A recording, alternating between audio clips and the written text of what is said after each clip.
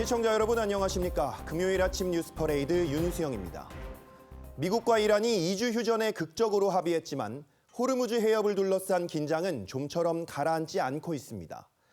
이란은 해협을 다시 열겠다고 밝혔지만 하루 통과 선박수를 15척으로 대폭 제한하고 사실상 사전 허가제까지 도입했습니다. 미국과의 휴전 협상을 앞두고 해협 통제권을 무기로 압박 수위를 높이고 있다는 분석입니다. 김자민 기자가 보도합니다. 어젯밤 9시까지 호르무즈 해협을 지나는 선박들의 모습입니다. 미국과 이란의 휴전 선언 이후 처음으로 이란 국적이 아닌 유조선이 아랍에미리트산 석유를 싣고 호르무즈 해협을 통과했습니다. 하지만 해협 통행은 여전히 엄격하게 통제되고 있습니다. Of course, each tankers and each vessel should make necessary arrangements with the Iranian authorities to be able to securely pass the strait. 러시아 언론은 이란이 휴전 조건에 따라 호르무즈 해협을 개방하되 하루 통과 선박수를 최대 15척으로 제한하기로 했다고 전했습니다. 전쟁 발발 이전 하루 통행량이 135척 정도인 걸 감안하면 10분의 1도 안 되는 수준입니다. 이란 최고 지도자는 군사적 보복 수단의 하나로 해협 통제권을 활용할 수 있음을 시사했습니다. و حتما مدیریت تنگه هرمز را به مرحله جدیدی وارد خواهیم نمود. 다만 해협의 또 다른 당사국인 오만은 국제 협약에 따라 통행료를 부과할 수 없다며 반대 입장을 밝혔습니다. 휴전 합의 하루도 안 돼 레바논에 최대 폭격을 가한 이스라엘은 레바논과 직접 협상에 나서겠다고 밝혔습니다. אחד, פירוק חיזבאללה מנשקו, והשני, הסכם שלום היסטורי בר קיימא בין ישראל ללבנון. 트럼프 대통령은 이란 지도자들이 협상 테이블에선 훨씬 더 합리적이라며 오는 토요일 이뤄질 이란과의 종전 협상이 매우 낙관적이라고 전망했습니다. TV조선 김자민입니다. 정부가 오늘부터 정유사 공급 가격에 적용될 3차 석유 최고 가격제를 지난 2차와 동일한 가격으로 유지하기로 했습니다.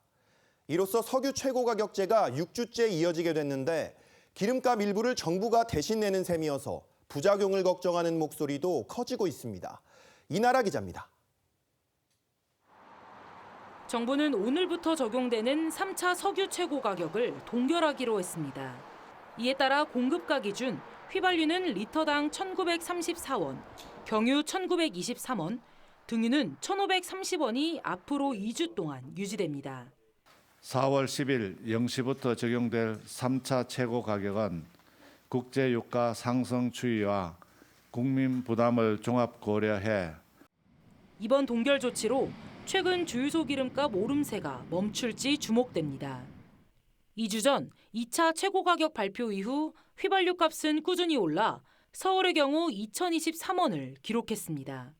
경유도 서울은 2,000원을 넘어섰습니다. 최고 가격제가 한 달을 넘어서면서 시장 왜곡 우려도 높아지고 있습니다. 최고 가격제 시행 이후 3주간 휘발유 판매량은 지난해 같은 기간보다 더 늘었습니다. 정부가 인위적으로 가격을 낮추면서 초과 수요가 발생한 건데 공영주차장 오부제 등 에너지 절약 기조와도 맞지 않는다는 지적이 나옵니다. 우리 국민 여러분께서도 유류 소비와 관련해서 소비를 줄이는 일에 적극적으로 참여해 주시면 좋겠습니다. 재정 부담도 눈덩이처럼 불고 있습니다. 정유사의 공급 가격을 정부가 통제하는 만큼 정유사가 본 손실을 나중에 정부가 메꿔줘야 하는데 이번 추경안에서 정부는 정유사 손실보전금 등으로 4조 2천억 원을 편성했습니다. TV조선 이나라입니다. 오늘도 출근길 우산 준비하셔야겠습니다. 전국적으로 이틀째 비가 내리고 있는데 오후에는 강한 바람도 예고돼 있다고 합니다. 서울 광화문 광장에 나가 있는 취재기자 연결합니다. 자, 조정린 기자, 지금도 비가 많이 오고 있습니까? 네, 서울은 현재 비가 부슬부슬 내리고 있지만 어제보다는 빗줄기가 많이 가늘어진 상태입니다. 어제부터 전국적으로 이 봄비치고는 꽤 많은 양의 비가 내렸는데요. 이 비는 오늘 오전 대부분 그칩니다. 다만 이 지역적으로 이 종료 시점이 조금 다릅니다. 먼저 경기 북부와 지역별로 종료 시점을 보면 먼저 경기 동부와 충북은 오후까지, 강원은 저녁까지 비가 이어지는 곳이 있겠습니다. 내리는 양은 5mm 미만으로 적겠습니다. 비가 그친 뒤에는 바람을 주의하셔야겠습니다. 오후부터 수도권과 강원, 제주 해안을 중심으로 순간풍속 초속 15m 이상의 강풍이 예보돼 있습니다. 시설물 관리와 안전사고에 각별한 주의가 필요합니다. 기온은 평년 수준을 유지하겠습니다. 현재 서울의 아침 기온은 11도로 크게 쌀쌀하지 않습니다. 낮 기온은 서울 14도, 부산은 21도까지 오르면 어제보다 7도 이상 높아 포근하겠습니다. 주말인 내일은 비 소식 없이 맑고 화창한 날씨가 이어지겠습니다. 최고 기온도 오늘보다 3, 4도가량 올라 바깥 나들이하기에 화창한 날씨가 되겠습니다. 하지만 일요일 오후부터 다시 제주와 전남 남부에 비가 시작돼 월요일에는 그 외 남부지방으로 확대될 전망입니다. 지금까지 광화문 광장에서 TV조선 조정랜입니다. 북한이 악마의 무기로 불리는 집속탄 시험 발사를 했습니다. 지난달 이란이 이스라엘의 방공망 아이언돔을 무력화한 무기인데요. 대북 무인기 사건에 대한 우리 정부의 유감 성명을 조롱한 데 이어 집속탄을 장착한 탄도미사일을 시험하며 보란듯이 도발을 이어가고 있습니다. 송무빈 기자입니다. 북한 미사일 총국은 지난 6일부터 그제까지 중요 무기 체계들을 시험했다며 집속탄 발사 사실을 알렸습니다. 북한판 이스칸데르라는 단거리 탄도미사일 화성 11가에 집속탄 탄두를 장착해 시험 발사한 건데 축구장 10개 면적의 표적을 초토화했다고 과시했습니다. 미사일은 어제 오전 8시 50분 원산 일대에서 동해상으로 발사돼 약 240km를 날아 한북 길쭉은 알섬 인근 해상에 떨어진 걸로 파악됩니다. 정확한 재원에 대해서는 한미가 정밀 분석 중에 있습니다. 집속탄은 하나의 폭탄에 많게는 수백 개의 자탄을 넣고 공중에서 퍼뜨려 무차별 살상하는 악마의 무기로 불립니다. 지난달 이란이 이 무기로 이스라엘의 방공망인 아이언돔을 뚫기도 했습니다. 사거리 700km에 달하는 단거리 탄도미사일에 실어 보낼 경우 한반도 전역을 타격할 수 있는데 현재 우리 방공체계로는 요격이 거의 불가능한 걸로 평가됩니다. 우리 정부는 이번 시험 발사가 대남 군사 도발보다는 자체적 무기 개발 활동에 가깝다고 분석했지만 전문가들은 남북 관계에서 주도권을 쥐려는 정치적 의도가 담긴 걸로 풀이합니다. 한반도 차원에서 자신들이 일정하게 계속적으로 억제력을 갖고 있다. 북한은 그렇게 이란처럼 쉽게 당하지 않는 상대다는 거를 계속 보여주는 의미가. 북한은 이재명 대통령이 민간인 무인기에 대해 직접 유감을 표한 다음 날부터 조롱 담화문과 함께 이틀 동안 3차례 발사체를 발사하며 도발 수위를 높이고 있습니다. TV조선 송무빈입니다.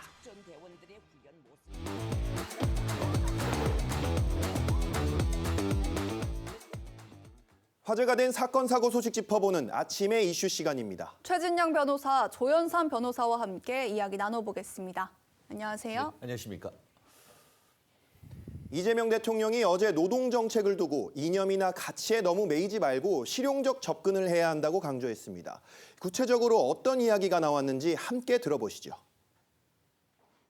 우리나라는 이상하게 불안정한 노동에 대해서 더 많은 보장을 해야 되는데 불안정하면 덜 줘요. 똑같은 조건이면 보수가 더 많아야 되거든요. 이 상식이잖아요. 실업수당 받으려고 실업하는 사람이 어디 있어 세상에. 그렇잖아요. 그거는 자발적 실업은 지가 좋아서 그만둔 거니까 실업수당 안 준다. 매우 전근대적이잖아요.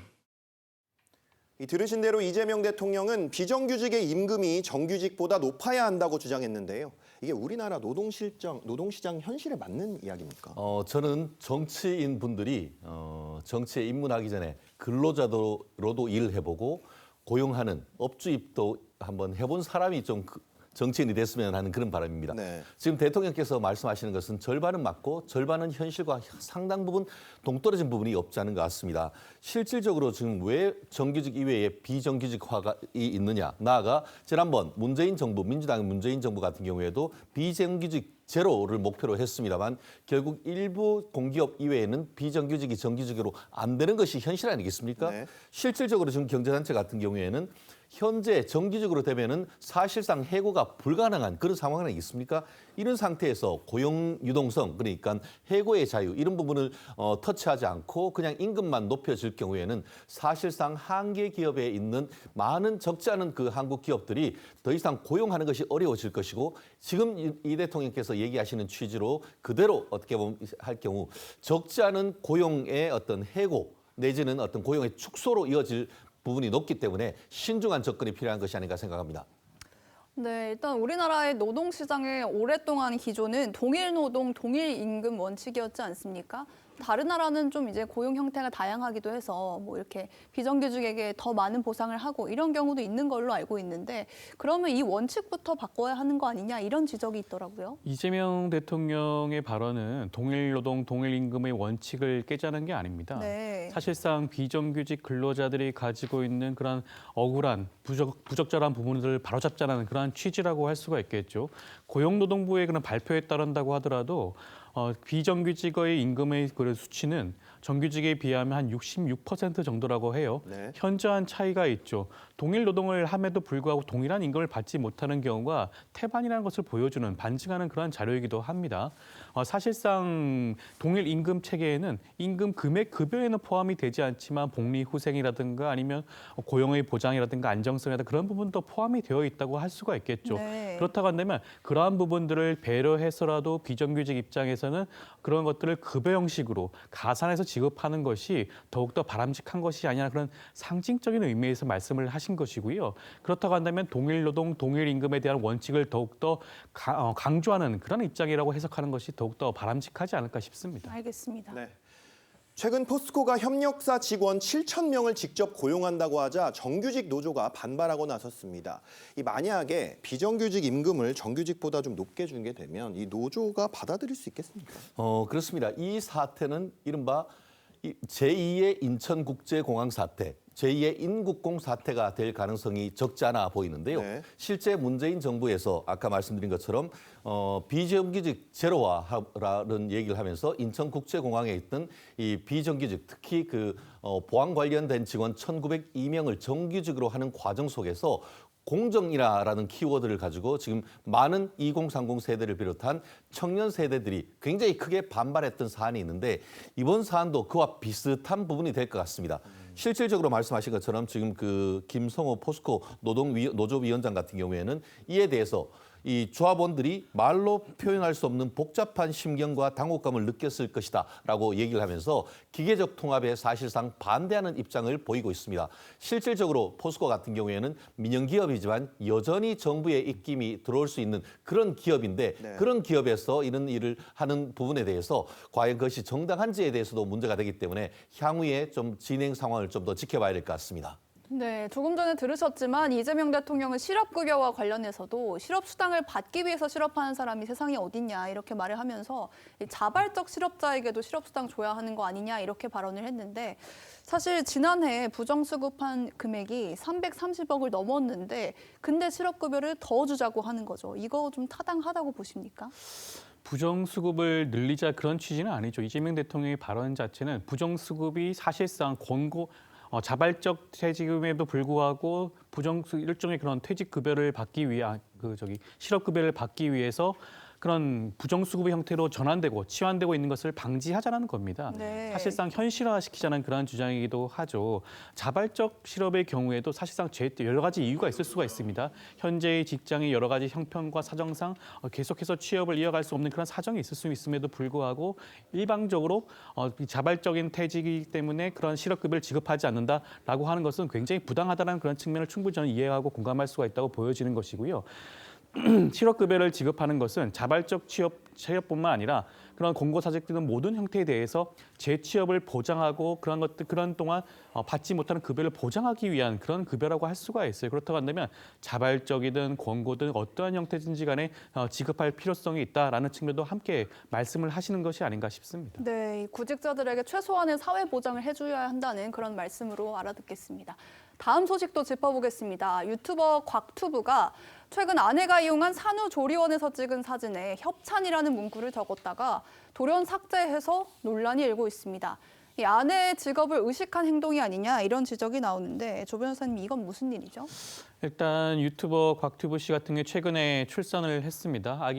지금 아이가 산후조리원에 있는 것으로 보여져요. 네. 그 산후조리원 사진을 본인에게 SNS에 올렸는데 처음에는 협찬이라는 문구를 기재를 했다고 합니다. 그렇지만 곧바로 이 부분을 삭제를 했다고 해요. 그렇기 때문에 아마 논란이 된 것으로 보여지는데 곽튜브 씨의 아내가 현재로는 공무원으로 알려져 있습니다. 구체적으로 어떠한 일이 하는지는 알려져 있긴 하지만 공무원의 신분이다 보니 협찬을 받은 것이 자칫 잘못하면 어떠한 책임 소재, 문제 소지가 있을까 싶어서 이러한 부분들을 삭제한 것이 아닌가라는 그런 일각의 우려와 그런 지적들이 있는 것이죠. 아마 이 부분에 대해서 곽튜브 씨의 그런 소속사 입장에서는 협찬이라고 기재를 한 것은 사실이지만 이 산후조리원 전체 비용을 지급받은 것이 아니라 그 산후조리원이 보니까 3단계로 구분이 되어 있다고 합니다. 그 룸을 업그레이드하는 정도의 협찬을 받았다라는 취지에서 그러한 글을 올렸다고 하고요. 이러한 부분들에 대해서 아마 여러 가지 좀 문제 제기가 있는 것으로 보여집니다. 네, 조금 전에 이 조 변호사께서 말씀해 주신 대로 이 곽튜브 측은 룸 업그레이드만 제공받았다 이렇게 해명을 했는데 이 룸 업그레이드도 청탁금지법이 금지하는 금품에 해당된다 이렇게 볼 수가 있습니까? 그렇습니다. 최종적으로 이게 그 부정청탁금지법에 적용되는지는 변론으로 이와 같은 어떤 룸 업그레이드에 따르는 혜택이 부정청탁금지법에서 얘기하는 금품 등에 포함되는 것은 명백합니다. 말씀드린 것처럼 지금 그 부정청탁금지법 같은 경우에는 그 금품에 한하지 않고 이외에 숙박권, 할인권, 편의 제공 등 사실상 모든 유무형의 경제적 이익을 얘기를 합니다. 실제로 그래서 그 뇌물죄 같은 경우에 하급심 그 대법원 판례에 보면은 이성 간의 어떤 교제 이런 것까지도 지금 뇌물죄의 어떤 혜택에 포함되는 것을 본다고 하면은 이와 같은 무료 업그레이드 혜택 자체가 부정경쟁방지법에 들어가는 것은 분명한데요. 다만 이 지금 업체가 과연 이 곽튜브의 부인이 공무원인 것을 알았느냐? 이 부분에 어떤 쟁점은 있는 것 같습니다. 물론 그 공무원 같은 경우에는 1회에 한해서 100만 원 초과되는 것을 직무 관련성과 무관하게 받으면 안 된다라고 돼 있기 때문에 이런 봤을 때에 부정청탁금지법에 그 위반될 가능성이 있습니다만 이 업체 측에서 과연 그 산모가 공무원인 걸 알았는지 여부 이 부분도 향후에 좀 더 쟁점이 될 수 있기 때문에 법률적인 최종 판단은 조금 더 좀 유보적인 입장을 저는 보이고 있습니다. 네, 사실은 연예인이나 인플루언서들의 유명세를 활용한 협찬 마케팅 일상이 된 지 오래인데요. 자, 이번 상황의 경우에는 다른 상품에 비해서 조금 민감하게 이제 대중들이 반응하는 것 같기도 한데 이게 아내분의 직업 때문일까요? 아니면 이 산후조리원이라는 상품의 특성 때문이라고 보세요? 아마 여러 가지 복합적으로 그런 이 요인들이 있는 것으로 보여집니다.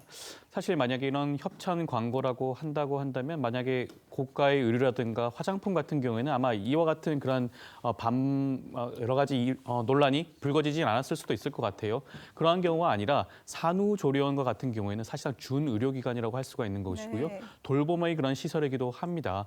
우리 법에 따른다고 하더라도 이런 산후조리원을 관리하는 것은 모자관리법에 따라서 관리를 하고 있어요. 그만큼 준의료기관으로서의 그런 역할을 하고 있음에도 불구하고 이런 것의 협찬, 광고성의 그런 혜택을 보고 있다. 유명인이라는 이유로 사실 그 인플루언서 같은 경우는 굉장히 많은 재력이 있음에도 불구하고 어떻게 보면 특혜를 받고 있다는 생각을 할 수가 있거든요. 산후조리원의 비용이 평균적으로 200만 원이 훌쩍 넘는다고 합니다. 많은 분들이 산후조리원을 이용하고 싶지만 그 금액 때문에 이용을 못하는 경우도 있을 수가 있어요. 이런 것 때문에 상대적인 박탈감을 느끼는 부분도 함께 지적을 하는 것이 아닌가 싶습니다. 네, 오늘 두 분 말씀 여기까지 듣겠습니다. 감사합니다. 다음 달 9일에 끝날 예정이던 다주택자 양도세 중과 유예 조치가 또 미뤄졌습니다. 정부가 다주택자들의 주택 처분을 좀 더 유도하기 위해서 퇴로를 열어준 셈인데요. 현장의 반응 어떨까요? 윤서하 기자입니다. 지난 2월 정부는 다주택자는 다음 달 9일까지 매도 계약을 마쳐야 양도세 중과를 피할 수 있다고 못 박았습니다. 문제는 토지거래 허가제로 묶인 서울과 경기 핵심 지역에서 지자체마다 허가 처리 속도가 달라 혼선이 빚어지고 있다는 점입니다. 이런 문제가 생기자 정부는 기한까지 토지거래 신청만 하면 된다며 기준을 바꿨습니다. 3주 정도 시간이 더 생긴 셈입니다. 이번 조치는 이재명 대통령이 언급한 지 사흘 만에 결정됐습니다. 5월 9일이라고 하는 시한은 우리가 지키되 5월 9일까지 허가 신청을 한 경우까지는 허용을 하는 게 어떨까 싶습니다. 다주택자들에게 시간을 더 줘서 막판 매물을 끌어내겠다는 의도로 보이지만 현장에선 잦은 기준 변경이 혼란스럽다는 반응입니다. 이번에 최종 시점이니까 이번까지 결정을 하셔야 됩니다라고 저희는 벌써 말을 드러났어요. 공인중개사들도 그렇지만 매수인, 매도인 자체가 전체적으로 혼란이 올 거예요. 너무 짧은 시간에 그러면 저건 더 심리상부터 해야 될 거예요. 이런 식으로 해서는 너무 혼란이 많고. 다주택자 급매물은 대부분 소진돼 매물 증가는 제한적일 거란 관측도 나옵니다. TV조선 윤서아입니다. 정부가 예고한 양도세 중과 유예 종료 시점이 한 달 앞으로 다가왔습니다. 이와 관련해 어제 정부가 일종의 보완책을 내놨는데 부동산 시장에 어떤 영향 주게 될지 김인만 부동산경제연구소장과 짚어보겠습니다. 안녕하세요. 안녕하세요. 네, 앞선 리포트에서도 보셨지만 정부가 다음 달 9일까지 토지거래 허가 신청만 마무리해도 양도소득세 중과를 적용받지 않도록 하겠다고 했습니다. 네, 이런 조치를 내놓은 배경은 뭐라고 좀 보십니까? 네, 5월 9일이 지나면 다주택자들은 양도소득세가 중과세가 됩니다. 양도소득세는 시세 차익에 대한 세금인데요.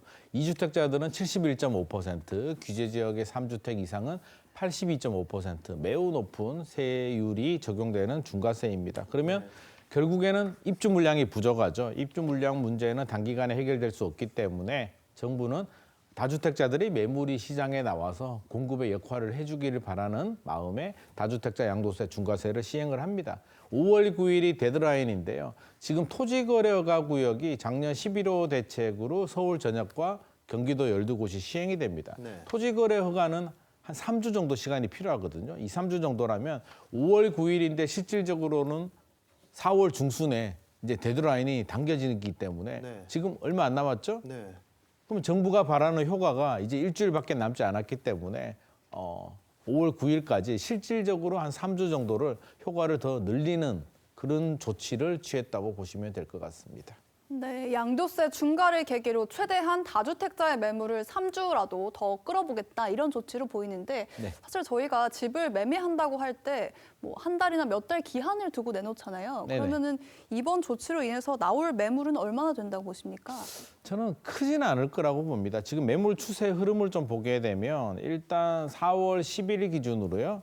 7만 6천 건 정도 서울에 매물이 나온 거로 보여지는데 3월 21일이 8만 건으로 가장 많았고요. 1월 1일이 5만 7천 건입니다. 그러니까 대통령께서 양도세 중과세를 이제 확정하고 매물이 늘어난 거는 분명한 사실인데 최근에 3월 20일보다는 매물이 상대적으로 조금 줄어들었습니다. 그 얘기는 다주택자들도 뭔가 계산을 해야 되잖아요. 집값이 떨어질 것 같아서 파는 게 아니라 세금 때문에 파는 거니까 아마도 한 1월 말 2월 정도에 세무사 상담을 통해서 시뮬레이션을 다 한 거로 저는 알고 있습니다. 그러면 나는 보유해도 되겠다. 나는 꼭 팔아야 되겠다. 아니면 팔아도 되고 보유해도 되겠다. 세 가지의 답안지가 있는데 꼭 팔아야 되는 분들은 지금까지 가져갈 수는 없잖아요. 얼마나 불안하겠습니까? 그러면 그분들은 2월 말, 3월 초, 늦어도 3월 중순에 초급매로 다 거래를 했습니다. 소진이 됐다는 얘기고요. 지금 남아있는 분들은 팔아도 되고 팔지 않아도 되는 분들입니다. 그러면 3주 연장했다고 해서 안 팔아도 되는 분들이 보유로 생각했던 분들이 갑자기 3주 남겨두고 판다?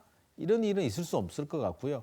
그 얘기는 매물이 지금 늘어나지는 않을 것 같아. 단 5월 9일인데 실제로 4월 중순이라고 했는데 그러면 4월 중순부터는 매물이 회수되잖아요. 근데 5월 9일로 토지거래가 신청까지는 연장을 했기 때문에 3주 정도. 근데 5월 9일이 지나면 이제 매물이 다시 회수되면서 또 매물이 더 줄어들 가능성도 있기 때문에 정부 입장에서는 이게 일시적으로 3주 정도는 늘렸는데 결국에는 5월 9일 이후를 어떻게 할 것인가가 지금 최대 고민거리인 것 같습니다. 네. 이 팔아도 되고 안 팔아도 되는 사람들이 이제 남으면서 아무래도 이제 매물이 좀 그대로 유지가 되는 상황에서 이 정부는 세입자가 있는 주택거래 규제도 일부 완화하고 1주택자의 새낀 주택에 대한 갭 투자를 한시적으로 허용하는 방안도 검토 중이라고 합니다. 이런 조치들, 이 매물 확대로 이어질 가능성이 있다고 보십니까? 지금 정부 입장에서는 어떻게 보면 정부가 지금 연끌을 하고 있는 것 같습니다. 공급 물량을 늘리기 위해서 당장 입주 물량이 안 나오니까 다주택자뿐만 아니라 비거주 1주택자들, 그러니까 내가 집을 가지고 있는데 전세를 주고 다른 집에 전세 사시는 분들한테 팔아라는 메시지를 주고 있는데요.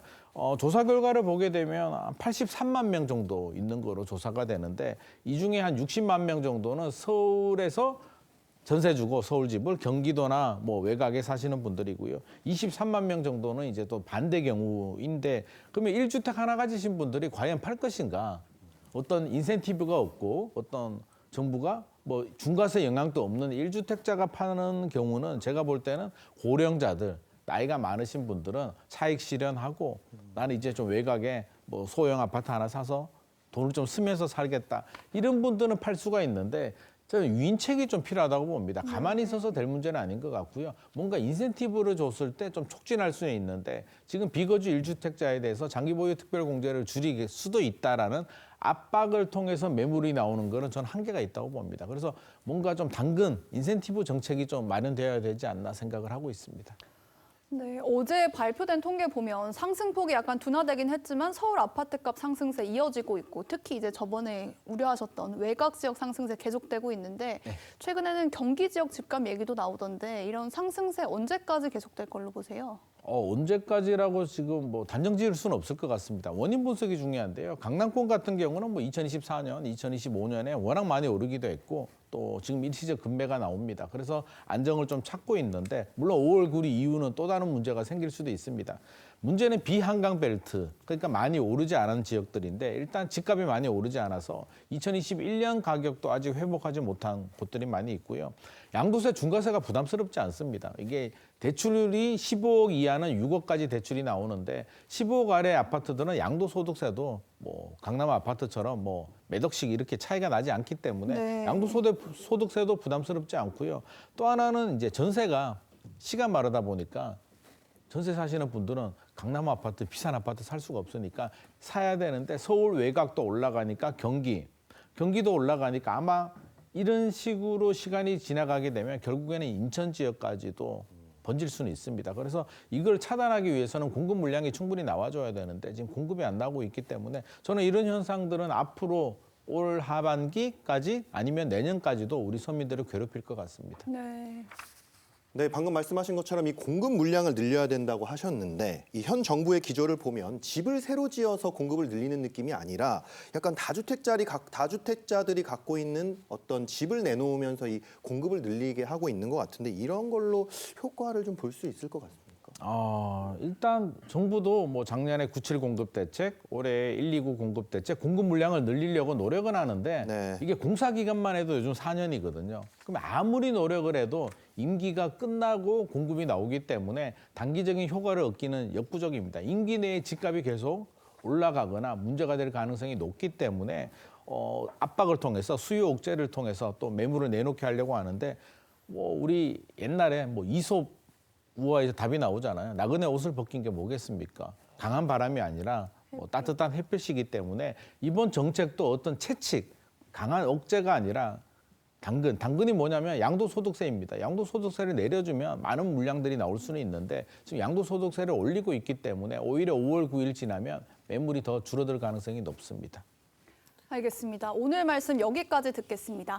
감사합니다. 민주당이 주도하는 조작 기소 국정조사 특위가 쌍방울 대북 송금 사건과 관련해 이른바 연어 술파티 현장을 검증하겠다며 수원지검을 찾았습니다. 쌍방울 법인카드 구매 내역을 검증하겠다며 편의점에서 구입한 생수병에 소주를 따라 붓는 시연도 했는데요. 야당은 대통령 공소 취소를 위해서 소설을 쓴다고 비판했습니다. 한송원 기자입니다. 국정조사 특위 소속 민주당 의원들이 수원지검 앞 한 편의점에 들어갑니다. 담배 하나 주세요. 잠시 뒤 생수와 소주, 담배를 사갖고 나옵니다. 생수 3병을 비우고 빈 병에 소주 4병을 채웁니다. 이 3병이 안 차는 거예요. 그래서 다시 바로 한 병을 1,800원짜리 소주를 다시 사러 가는 겁니다. 사서 그거를 채웁니다. 그리고선 이른바 연어 술 파티 의혹 당일 쌍방울 법인카드 구매 내역을 확인했다고 했습니다. 이렇게 해서 명백하지 않습니까? 검증까지 끝났습니다. 의원들은 또 연어 술 파티 장소로 지목된 1313호 검사실과 맞은편 창고 등을 둘러본 뒤 술 마시며 히덕거려도 알 수 없는 조건이라고 주장했습니다. 책상 일부가 있는 상황이에요. 완성이 안 된 것이 아니라 일상으로 원래 상태로 훼손한 거죠. 국민의힘은 현실성 없는 소설이라고 반박했습니다. 당시 편의점 카드 결제 시간은 오후 6시 37분이었는데 7시에 현장에 도착한 이화영 전 부지사 측 설주환 변호사는 냄새 등 술파티 정황이 없었다고 했습니다. 23분 사이에 소주 4병과 음식을 먹고 환기까지 시키는 건 불가능하단 겁니다. 과연 이것이 타임라인상 가능하겠습니까? 소설을 써도 너무나 소설을 쓴다. 이유는 딱 하나입니다. 대통령 죄 지우기, 대통령 공소 취소입니다. TV조선 한송원입니다. 우리 군이 북유럽 핀란드와 주력 화기 K9 자주포 수출 계약을 맺었습니다. 9천억 원이 넘는 규모로 K9 수출로는 역대 3번째로 큰 금액입니다. 핀란드가 9년 전 도입한 중고 제품의 성능에 만족하면서 5배가 넘는 규모의 추가 수출로 이어졌습니다. 이태형 기자입니다. 영하 30도의 북유럽 설원을 K9 자주포가 거침없이 내달립니다. 포신이 불을 내뿜자 수킬로미터 밖 목표물은 불바다로 변합니다. 방위사업청이 핀란드 헬싱키에서 총 9,400억 원 규모 K9 자주포 112분의 수출 계약을 체결했다고 밝혔습니다. 2017년 한국군이 쓰던 중국 K9을 정비에 넘겼던 1차 계약 때보다 무려 5배나 금액이 늘어났습니다. 폴란드 6조 4천억 원, 이집트 2조 원에 이어 K9 수출로는 역대 3번째 규모입니다. 핀란드는 지난 9년간 북유럽 K9을 직접 운용하며 기동성과 화력을 검증했습니다. 그 결과 한국 무기에 대한 신뢰를 갖게 됐고 이번 추가 계약까지 이어진 것으로 보입니다. 우리가 산악 지형 자체가 워낙 많기 때문에 거기에 맞게 기동을 할 수 있는 시스템이 잘 구축되어 있거든요. 이런 점들이 북유럽 지역의 환경에 적응 맞고. 이용철 방위사업청장은 K9의 합리적 가격과 우수한 성능이 유럽 시장에서 꾸준히 인정받고 있다고 말했습니다. K9은 최근 스페인과도 10조 6천억 원 규모의 업무 협약을 맺는 등 나토의 표준화력 체계로도 자리 잡고 있습니다. TV조선 이태형입니다.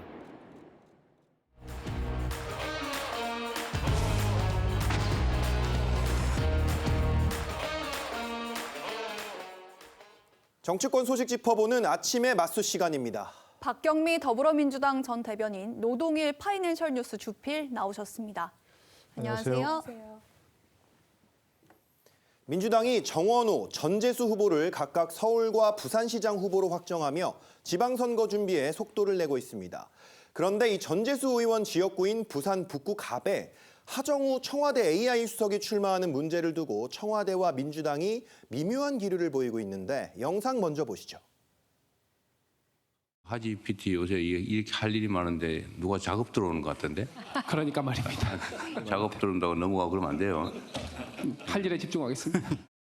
대통령께서 농담으로 당의 그런 요청에 넘어가지 말라. 그러면 저도 농담으로 말씀드리겠습니다. 얼마나 소중한 가치가 있는 분이면 당에서 요청을 하겠습니까? 당에서는 그만큼 더 필요한 인재다. 이 대통령이 국민경제자문회의에서 농담처럼 말했지만 하수석 차출설에 공개적으로 제동을 걸었다는 해석이 나오고 있습니다. 그런데도 정청래 대표는 재차 당에서 필요한 인재다 이렇게 강조를 했습니다. 좀 이 상황 좀 어떻게 보셨어요? 글쎄요, 속단하기 어렵지만 저도 이재명 대통령이 진지하게 절대 안 돼. 이렇게 한 건 아니지 않은가 싶어요. 네. 농반진반이라고 할까요? 그런 얘기인데 허허실실, 약속대련인가 그런 건가? 성동격서 그런 건가 아닌가 싶습니다. 이게 명청 갈등이라고 해석하는 부분도 있더라고요. 네. 근데 전혀 없는 건 아니겠지만 갈등이라기보다는 만약에 이제 하정우 수석이 출마해서 국회의원이 된다 가정을 해보면 당에 들어가면 누구 편이 되겠습니까? 정청래 대표 편이겠습니까? 이재명 대통령 편이겠습니까? 8월 달에 명청 갈등이 정말 재현된다. 그러면 이재명 대통령 편 되지 않겠습니까? 네. 좀 그렇게 생각하고요. 조승래 사무총장이 만났다면서요. 만날 때 청와대에서 전혀 그런데 귀띔을 안 해주고 청와대에 자기 독단적으로 만났겠습니까? 청와대가 뭐 조율까지는 아니어도 이런 일을 하겠다 하면서 수석 비서관을 만나서 출마를 요청하는데 네. 청와대에 양해를 구하지 않았을까? 그런 생각이 들고 만약에 또 대통령이 정말 진지하게 안 된다는 분명히 얘기했다면 당대표가 저렇게 웃으면서 농담하시니까 저도 농담으로 이렇게 할 수 있겠습니까? 저는 그거 보면 뭐 진지하게 안 된다고 하는 그런 것은 아니지 않는가 싶습니다. 네. 네, 노주필 님이 말씀하신 대로 약속 대련이라고 한다면 결국에는 하수석이 부산에 출마를 한다는 얘기인데 어떻게 보세요? 네, 약속 대련을 한다면 그게 이제 인지도를 높이기 위한 것인데요. 사실 노동일 주피님하고 전에 이제 기다리면서 배우 하정우랑 AI 수석 하정우 누구 더 인지도가 높냐 그런 얘기도 나눴었는데요. 네. 뭐 전국적인 인지도를 갖고 있기도 하고 특히 부산 북갑이 걸출한 인재로 이미 지역에서는 널리 알려져 있기 때문에 뭐 굳이 이렇게 약속 대련을 할 필요는 없었다고 생각을 하고요. 이제 이재명 정부가 AI 강국을 지향하고 있는데 거기서 핵심적인 역할을 하고 있는 하수석을 이 지역구로 빼는 것이 뭔가 이렇게 소비시키는 것이 아닌가라는 지적도 있는데 하정우 수석이 그런 얘기를 했어요. 청와대는 설계도를 그리는 곳이고 국회는 거기에 건물을 짓는 것이다. 그러니까 만약 지역구로 가더라도 건물을 지으면서 또 설계도도 같이 손볼 수 있는 것이니까 지역구 차출이 꼭 그 지역에만 매몰시키는 그런 좀 소모적인 그 활용은 아니라고 생각을 합니다. 네, 전재수 의원도 하수석을 콕 집어서 후임자를 언급을 했었던데 도대체 하수석의 장점 뭐라고 보십니까? 전재수 의원이 71년생이고 하수석이 77년생인데요. 네. 이제 일단 젊은 피이고 정치권에 오래 있지 않았던 그런 이제 참신한 인물이기도 하고요. 그다음에 부산 북갑이 전재수 의원이 3번 떨어지고 이제 3선을 하면서 20년 동안 이제 혼자 활동을 해왔어요. 그러니까 민주당으로서는 독보적인 존재였던 거죠. 네. 거기가 이제 다른 민주당 주자가 클 수 있는 그런 환경이 아니었기 때문에 외부 수혈을 할 수밖에 없는 거고 사실 이번에 전재수 시장 후보는 이제 부산 전체 선거를 이끌어야 되잖아요. 뭐 구청장, 시구의원. 그런데 이 재보궐 하정우 수석과 이제 같이 뛴다면 상당히 그 시너지 효과가 날 거라고 생각을 하기 때문에 그런 어떤 전략적인 포석 차원에서도 뭐 고등학교 후배이기도 하고 또 그 지역 인물, 또 지역을 따지는 곳이니까는 그래서 여러 가지가 맞아 떨어져서 하정우 수석과 같이 하고 싶어 하는 것 같습니다. 네. 이 노주필님께서는 혹시 하정우 수석의 부산 출마 가능성 좀 얼마나 보십니까? 그렇다. 미래 가능성은 단정하기 어려운데요. 네. 만약 출마한다면 이분은 AI 수석이라는 건 잘 알려지지 않았잖아요. 하정우란 이름을 갖지 않았으면 아마 이름도 낯설 거예요. 네. 근데 영화배우 하정우 씨가 있어서 출마해서 만약에 포스트에 하정우가 붙는다면 그 덕을 보지 않을까요? 또 하정우 씨 이미지가 좋잖아요. 그런 그 덕도 좀 보지 않을까 싶고 글쎄 전재수 의원이 지금 민주당의 유일한 현역 의원 아닙니까? 네. 근데 거기를 만약에 이제 비우면서 보궐선거에서 다른 당에 넘긴다? 그렇게 하면 어렵잖아요. 당 차원에서 그렇고. 그렇죠. 네, 그렇기 때문에 아마 필승 카드를 내려고 할 텐데 하정우 수석은 여러 가지로 그런 가능성이 높지 않은가 싶어요. 특히 전재수 의원이 본인이 콕 찍었잖아요. 근데 그거는 뭐 물론 후임자를 선출하려고 해서 선택할 권리까지는 없지만 되게 본인이 그렇게 얘기한다면 그런 걸 상당히 존중하는 게 일반적인 정치 문법 아닙니까? 그러고 또 한 가지는 아까 얘기하신 대로 뭐 구독고 그 지역에 그런 또 선후배고 그러니까 지역 연고가 있다는 거 아니에요. 그것도 굉장히 중요한 강점이고 아까 얘기한 대로 청와대와 전혀 조율 없이 이렇게 사무총장이 공천의 어떤 실무자 아닙니까? 최고 책임자. 네. 그런데 그렇게 얘기할 일 없고 그렇게 여러모로 조금 더 출마 가능성은 높다고 저는 좀 판단합니다. 네. 네, 부산 북구 갑이 이번 재보선의 최대 격전지로 떠오르는 분위기입니다. 야권에서는 이제 한동훈 전 대표가 출마를 하려는 움직임을 좀 보이고 있잖아요. 그렇게 되면 이제 하정우 수석과 한 전 대표의 대결이 성사되는 건데 경쟁력이 하수석이 더 있다고 보십니까? 네, 그런데 일단 국민의힘이 공천을 하느냐와 또 연동이 되어 있겠죠. 왜 박민식 의원이 거기서 재선을 했었잖아요. 네. 한동훈 전 대표가 이제 등판을 한다고 했을 때 이렇게 고분고분 이렇게 국회로 입성하도록 국민의힘에서 거기를 무공천을 할지 또 그게 이제 가장 큰 변수일 것 같고요. 또 뭐 조국 등판설도 한때는 있었는데 정말 관전자들 입장에서는 부산시장 선거보다 네. 부산 북부갑 선거가 더 흥미로운 그런 최대 격전지가 될 것 같습니다. 네.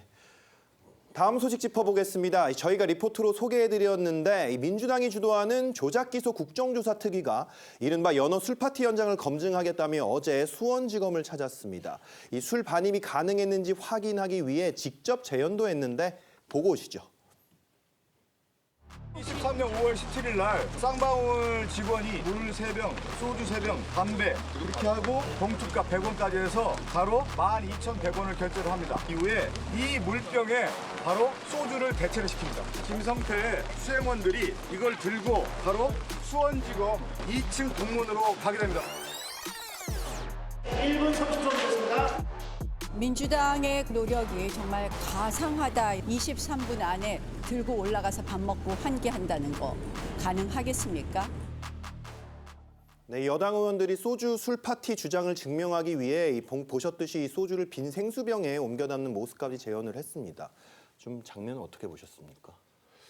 죄송한 말씀인데요. 저는 정치권을 바라보는 사람으로서 정말 한심하다밖에 생각할 수 없습니다. 지금 우리나라가 비상 상황이잖아요. 네. 대통령께서도 비상경제점검회의라는 걸 하시고 다 알지만 지금 호르무즈해에서 엄청난 일이 벌어지면서 막히면서 원유도 막히고 나프타도 막히고 뭐 비료 원료도 막히고 반도체가 생산하는데 필수적인 헬륨가스도 막히고 그러면서 기업들 비상이고 나라 전체가 비상 아닙니까? 근데 지금 국회의원들이 집권 여당 사람들이 저러면서 저게 해야 될 일입니까? 저렇게 소주병 들고 연어 술 파티 현장을 하겠다고 하는 이걸 보면서 정말 한심하다는 말 외에 무슨 말로 표현하겠습니까? 저걸 가지고 집권 여당이. 그리고 집권 여당 의원들이 지금 전체 여권 따지면 한 180여 명 된다면서요.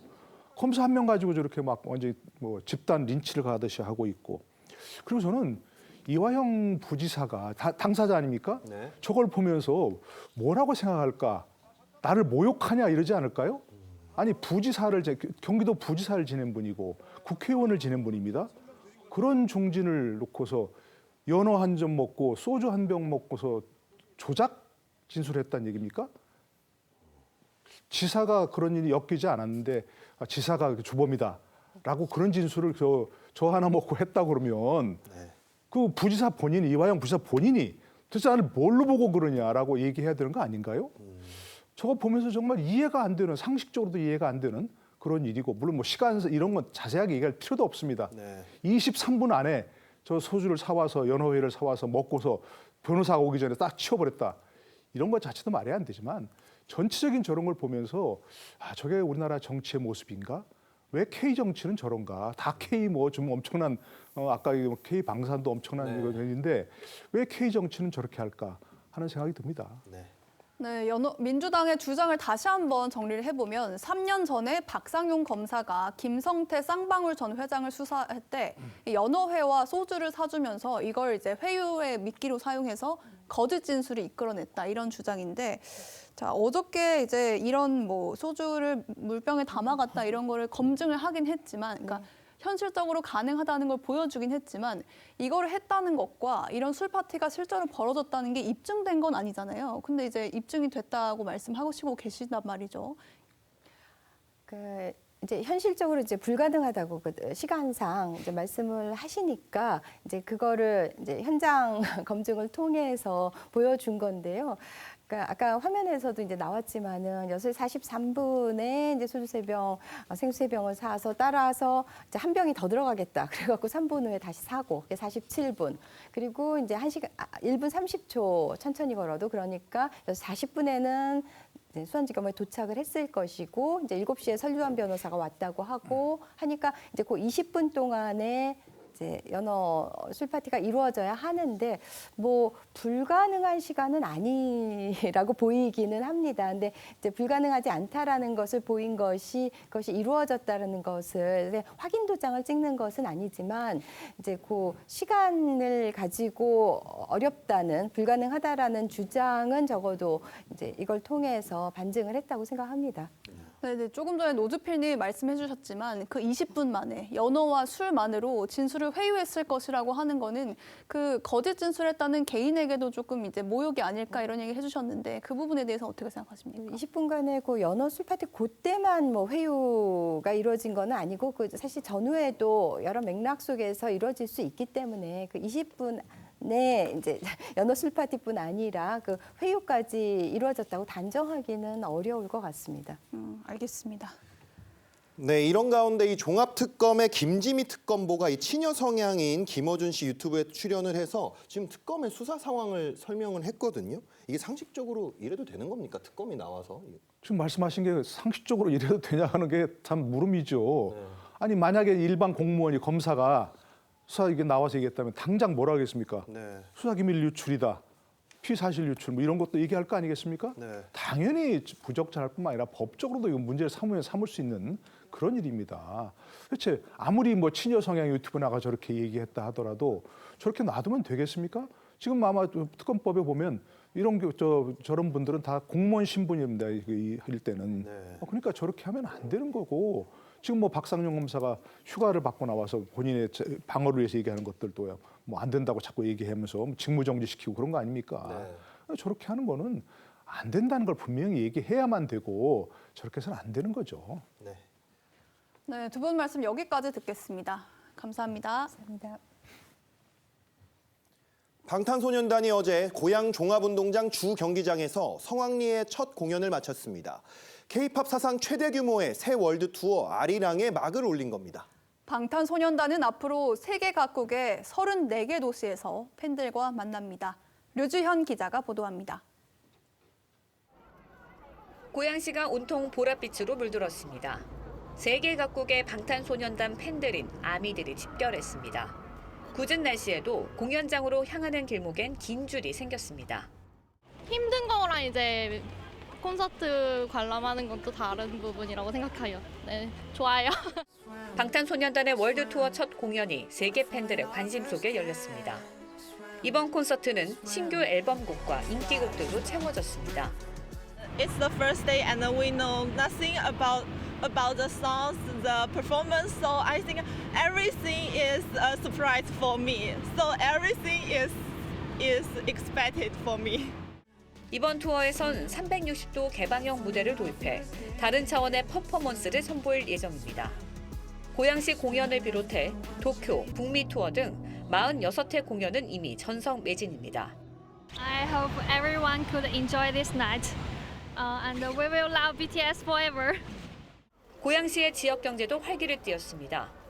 고양시 숙소 검색량은 8배 폭증했고 일산 전역의 숙박업소 예약률도 80에서 100%에 달해 사실상 만실입니다. 방탄소년단은 고양시를 시작으로 전 세계 34개 도시에서 85회에 달하는 공연을 소화합니다. K-팝 사상 최대 규모 여정에 전 세계 팬들이 열광하고 있습니다. TV조선 류주현입니다. 렌즈에 담긴 순간 그 의미를 읽어봅니다. 사진기자가 선택한 아침의 한 장입니다. 어제 전국적으로 메마른 땅을 적시는 봄비가 내렸습니다. 빗방울이 맺힌 꽃들이 더욱 화사하고 생기 넘치는 모습인데요. 사진기자가 담은 봄비 풍경 함께 보시죠. 전남 나주에 노란 유채꽃이 만개한 모습입니다. 끝없이 펼쳐진 유채꽃밭 사이로 우산을 쓴 시민들이 줄지어 산책을 즐기고 있는데요. 빗속을 걷는 발걸음마다 화사한 봄의 정취가 가득 묻어납니다. 대전 카이스트 교정에는 하얀 벚꽃잎이 비바람에 흩날리며 낭만적인 꽃길을 만들었습니다. 서울 덕수궁 앞 도로에 피어난 붉은 튤립은 빗물에 색이 더욱 선명해졌습니다.